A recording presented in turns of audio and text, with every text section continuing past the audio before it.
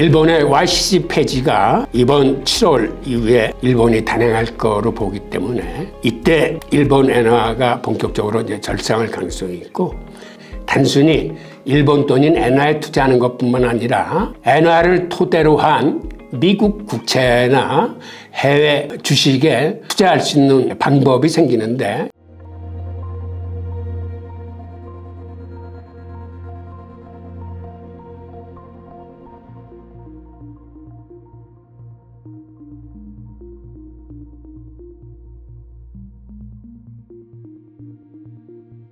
자, 이렇게 일본의 시중금리가 오르면 어떤 일이 벌어질까요? 이렇게 10년물 시중금리 같은 게 오르면 캐리 트레이드라는 건, 이건 사실은 왜 일본의 엔화가 세계 시장으로 이렇게 많이 살포될 수 있냐면, 즉 일본의 금리와 외국의 금리 차가 많기 때문에 이 금리 차를 이용한 수익을 벌기 위해서 엔화가 해외로 나가는 겁니다.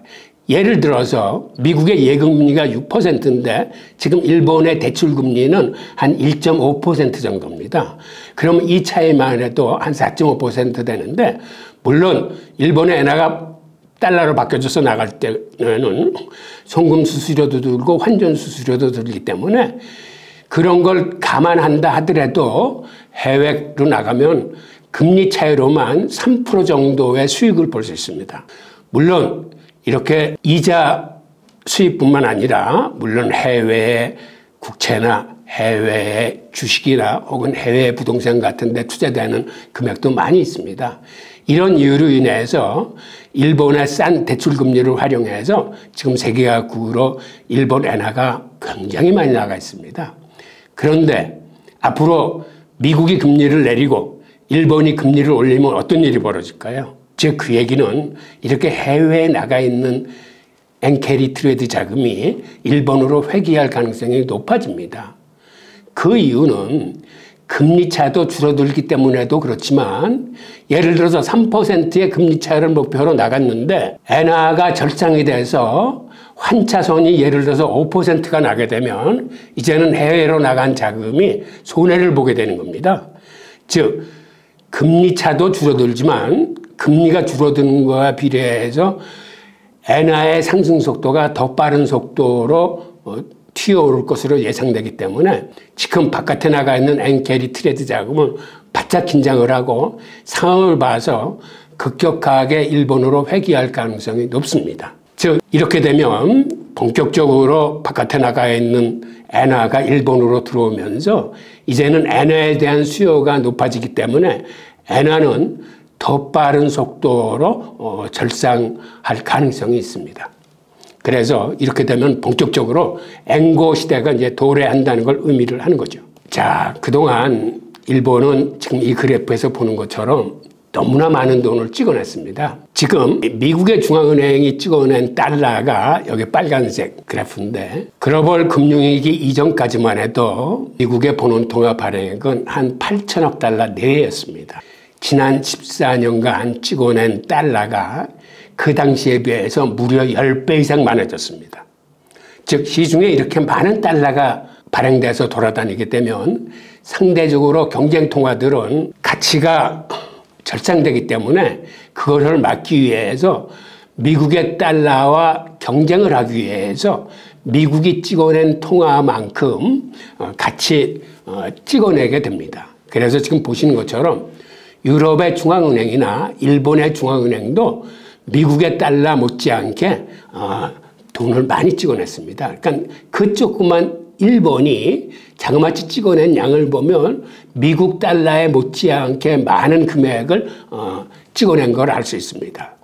즉 이 세 나라 통화가 거의 24조 달러에 달하는 규모로서 각 통화의 양이 8조 달러 가까이 공이 늘었습니다. 그래서 세계는 유동성 자산의 홍수에 빠지면서 여러분들이 알다시피 부동산 가격이나 주식 가격이 엄청나게 오르게 된 겁니다. 그래서 지금 엔캐리 트레이드 자금이 어느 정도 세계 시장에 퍼져 있냐면, 세계 자산 시장에 나가 있는 일본의 순 금융 대자산은 한 3조 2천억 달러 정도 되는데 또 여기에 현지에 가서 대출 리버리지를 껴서 자산을 구매한 거를 다 따지고 하면 즉 일본의 해외 보유 자산의 총액은 9조 9,900억 달러 약 10조 달러에 달합니다. 10조 달러라 그러면 이게 어느 정도 큰 금액이냐 하면 여러분들이 연준의 자산이 지금 한 8조 달러 정도 됩니다. 즉 달러의 본원통화 발행액이 한 8조 달러 정도 된다는 얘기인데 이거보다도 훨씬 더 많은 일본의 해외 자산이 있다는 의미입니다. 이렇게 늘어난 거는 아시겠지만 미국이나 유럽은 계속 금리를 인상할 때 일본은 최근까지도 마이너스 기준금리를 유지하면서 계속 양적 완화 정책, 즉 돈을 시중에 더 많이 풀었기 때문에 이 빠른 속도로 이렇게 해외로 일본의 엔화가 퍼져나갈 수 있었는데 이 금액이 1996년도에 2조 6천억 달러에 비해서는 한 20여 년 사이에 4배나 많은 엔화가 세계 자산시장에 분포돼서 나간 겁니다. 자, 이게 앞으로 일본이 기준금리를 인상하고 지지금리가 오르게 되면 이게 엔화가 상승하게 되면 환차손을 당할지 모르기 때문에 생각보다는 빠른 속도로 엔캐리 자금이 일본으로 회귀할 수 있게 되는데 이렇게 되면 무슨 일이 벌어질까요? 세계 자산시장에는 한바탕 큰 요동이 발생할 가능성이 있습니다. 즉 해외에 나가 있는 일본 보유자산이 지금 한 10조 달러 되는데 이게 지금 해외의 채권과 증시와 부동산에 투자되어 있는데 그 각국에 투자되어 있는 그 주식과 채권의 그 비중을 보면 미국 같은 데는 미국 GDP의 7.3% 정도가 일본 자산입니다. 프랑스가 7.5%, 영국이 4.6%. 그래서 이러한 자금이 일본으로 다시 회귀하게 되면 이 시장에는 생각보다는 큰 폭으로 시장의 변동성이 발생할 수 있습니다. 자, 그렇다면 우리는 이러한 상황에 직면하게 되면 어떠한 투자 기회가 있을까요? 즉, 게르트 자금이 일본으로 회귀할 가능성이 포착이 되면 이때는 엔화 투자에 호기가 발생합니다.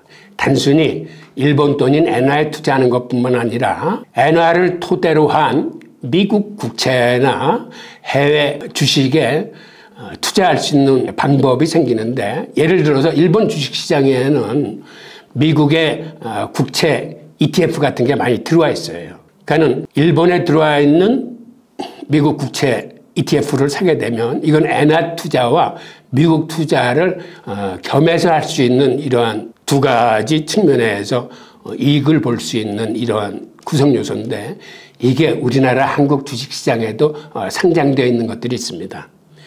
그래서 이런 식으로 일본의 엔화가 본격적으로 상승할 적에는 여러분들이 투자의 방향을 잡으시면 어떨까 하는 생각이고 또 하나는 일본의 YCC 폐지가 이번 7월 이후에 일본이 단행할 거로 보기 때문에 이때 일본 엔화가 본격적으로 이제 절상할 가능성이 있고 또 하나는 일본 중앙은행이 하반기에 기준금리를 한 번 더 추가 인상할 가능성이 있어서 지금의 일본 금리는 0%고 미국 금리는 5.25%인데 그래서 자그마치 5% 이상의 차이가 나는데 이렇게 일본의 금리가 올라가고 미국의 금리가 떨어지면 금리 차도 줄어들 뿐만 아니라 이보다 더 빠른 속도로 엔화가 이제 절상될 가능성이 있습니다.